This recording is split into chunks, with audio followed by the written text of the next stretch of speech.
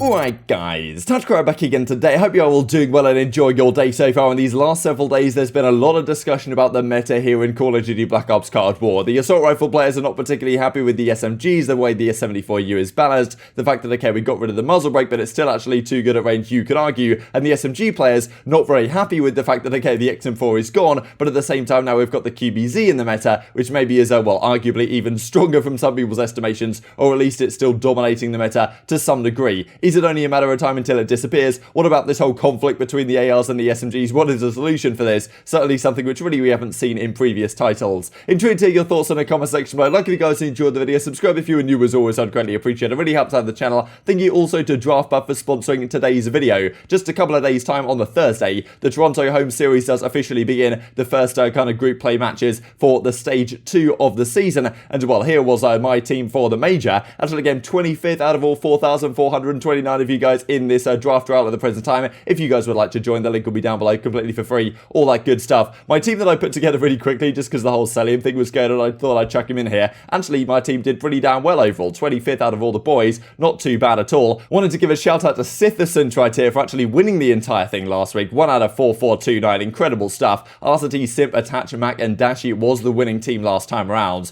And well, this time I went for a different team. I've gone for Dashy, Huke, Insight. Insight's only 20 points because he's just joined Toronto, so seems like a pretty good idea to go with them. And yeah, pretty much try to stack the rest of my team as much as I possibly can to rack up the points this time around. But yeah, if you guys would like to join, the link will be down below. Already 4,500 people in this one. If you want to beat my team, then that is certainly the place to go ahead and do so. This is interesting from Crone yesterday. League play, restricting overkill is still being worked on. So we talked about some issues yesterday with the meta, the fact that the LT10's got a dominating league play at the present time. Now restricting overkill is also a major frustration because the pros, they use Lawbreaker, the actual the wildcard or whatever it's called, but they don't use the overkill part of it because that would be kind of ridiculous. But in league play, there's nothing you can do against it, well, at least at the present time. Therefore, overkill kind of ruins Search and Destroy, and even some of the respawn gamers, people are pulling out snipers on the first hills, for example. So as Matt Scront says from Trek in the replies, they're working on an ETA for finding a way to restrict overkill. So they don't even have an ETA, they're working on an ETA to then give us the ETA for when it's actually going to be dealt with.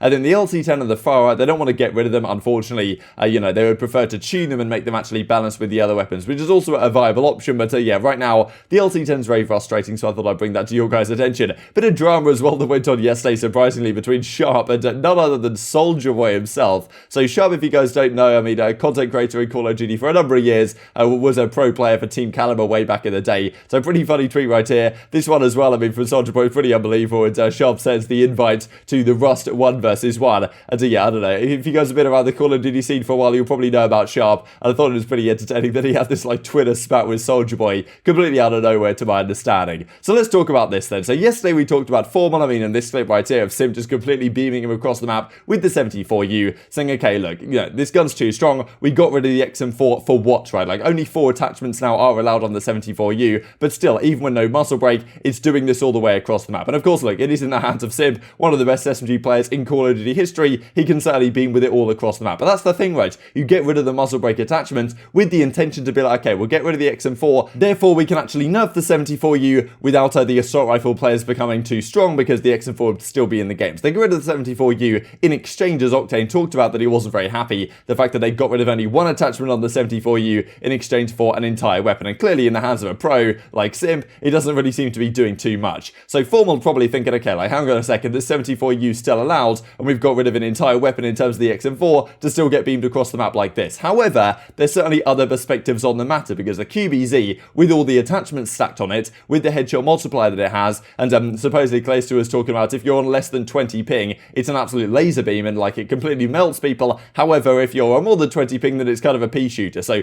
the QBZ seems really inconsistent as well from my experiences, but certainly when it is on, it certainly seems to be on, and in my opinion, probably on a 60 hertz competitive server that the pros are going to be playing on, it may be even better. People talked about that with the XM4, the fact that it was pretty good when you practiced with it, but on these servers that the pros were playing on for competitive matches, it was actually even better than it was in practice. So this is what aBeZy has to say a few days ago now. Some of these AR players are comedy, right? And this is really the big discussion that we have had so far this season between the assault rifles and the SMG players. aBeZy, of course, one of the best SMGs alongside Simp so far this title, has been for a number of years now. We had this discussion to some degree last season, right? Because the MP5, the entire season was pretty much the dominant weapon of the game. There was 4 of them on, well, pretty much every map right at the start of the game. It came towards like 3 and 2 on certain situations towards the end when the M4 became a little bit more dominant, and that largely happened when we got rid of the 10mm attachment. So there was the 10mm rounds attachment on the MP5 last year, and it would kill in 5 bullets all the way across the map, whereas I think the M4 would actually take 6 bullets all the way across. So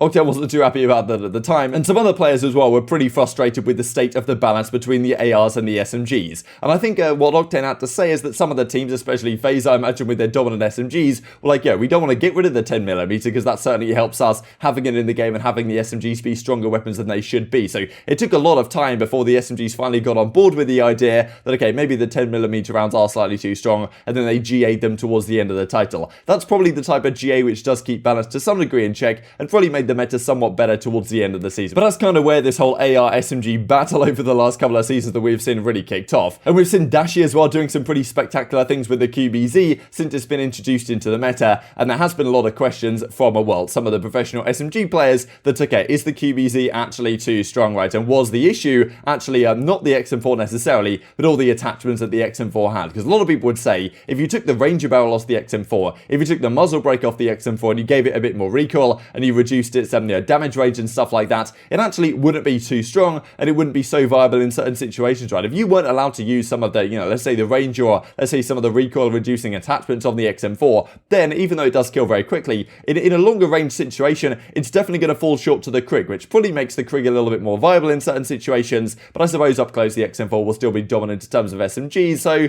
maybe it's not the ideal solution. But a lot of people would say, look, the fact that there's 7 attachments on these weapons, and the SMG players are certainly talking about this right now, actually makes the ARs just way too strong. But the assault rifles are like, look, the 74U is beaming across the map even with 4 attachments on. There's so much conflict right now between the two roles. As Zaptia says here, what's the point of GAing the M4 if the QBZ is basically the same gun? Arcitys like, yo, you think these guns are the same? Like the QBZ, I imagine he's saying, is clearly worse, which it probably is, but certainly people have other opinions. As Glow Frosty says as well, these are when the calls start to come in for these GAs. GA the QBZ, go back to the Krig at 74U meta, no cap at all. So who wants just a 2-gun meta? There's also been talk about the MP5 right coming into play potentially. People might use that on certain maps. I don't know if certain hills on Apocalypse might favor something like the MP5 coming into play, which it may well do if it's balanced in certain ways. And well, more discussion here from Panda. The QBZ is so good at the present time. Scrap says yesterday QBZ is an absolute glitch. So all of a sudden these discussions are starting to become more and more prevalent. The idea that, okay, maybe the QBZ is too strong. Should we just go back to a Krig at 74U meta? And as TJ says here, really kicking off this whole discussion last night between the ARs and the SMGs,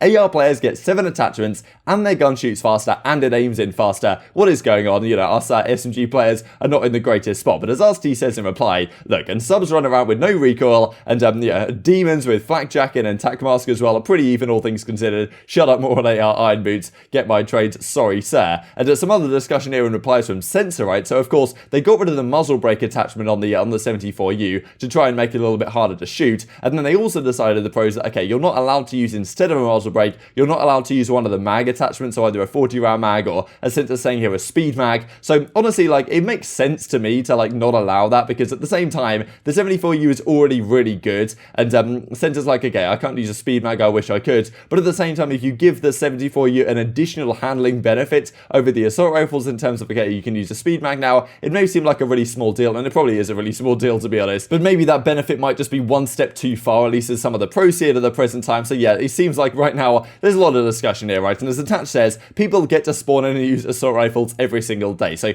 SMG players are sitting here with their 74U, which is kind of still beaming all the way across the map. Not even really a traditional SMG in that sense, right? These last couple of years, the 74U and other weapons like it, and the SMGs, they just don't seem to have any recoil. They just beam all the way across the map with no problem. Like back in the day, a gun like the MSMC or something from Black Ops 2, you could not reliably just destroy someone all the way across the map. If you squared up with an assault rifle with an MSMC, you're going to get completely bodied by, an M8A1, an AN94, something like that in that game. The MSMC is going to dominate up close. It has much greater handling, and that's really something we've seen these last several years, right? Because the 74U now is basically just a laser beam. Like, you can square up to someone all the way across the map with the 74U. I'm pretty confident you can actually might be able to win the gunfight, even against something like a Krig right now, as you saw, Simp do in that clip against Formal. So the 74U is clearly really strong, and it can just challenge at all ranges right now. And up close, it is also pretty good. But I suppose in exchange for actually having that long range ability, you then get the assault rifles being able to use these 7 attachments, and their gun shoots faster and aims in faster and all this type of stuff. And I think Slasher have talked about it recently as well, the idea that, look, we should just make the SMGs a bit more like SMGs, where they're actually good up close, maybe they fire a bit faster, they have more recoil though, and they have better handling than the assault rifles, but at longer range, they actually can't do quite so much, right? So actually, if you're an SMG player, you have to play to your weapon strengths, rather than just being able to challenge any gunfight you want in the game,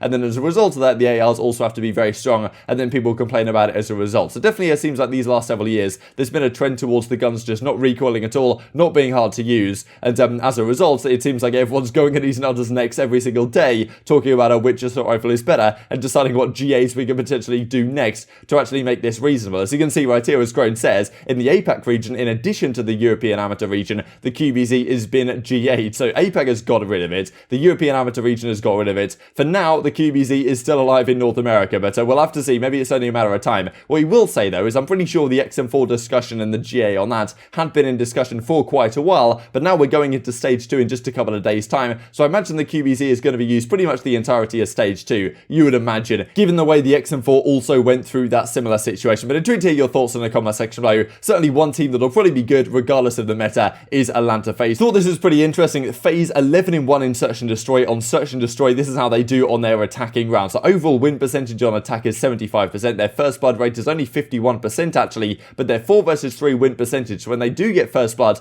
they basically convert every single time. That's #1 in the league. Their plant rate actually somewhat lower than some other teams in the league, probably because they're just getting kills so quickly they don't even know what to do with themselves, and their post-plant win percentage is 87%, which is also pretty remarkable. So it seems like they try and get a first blood, then get the bomb down, and then play it after that, because once you get the bomb down in such a situation, it's very difficult to lose, and well, it seems like FaZe are absolutely dominant at that right now. And just to finish off with this funny video right here, so the Rokkr guys went over to whatever Salt Bay's restaurant is called, and this one especially caught in 4K at Reppin' JT. So this is the coach and analytics lead over at the Rokkr. Pretty entertaining video, all these guys went out here, and yeah, just quality stuff, all things considered. But enjoy to hear your thoughts in the comment section below. I hope you guys enjoyed the video. If you did enjoy it, I'd greatly appreciate a like on the video. It really helps out the YouTube algorithm that you enjoyed this content. Other people like you may enjoy this content as well, and I've grown the competitive Call of Duty community. Thank you for watching as always, take care, and I will see you next time.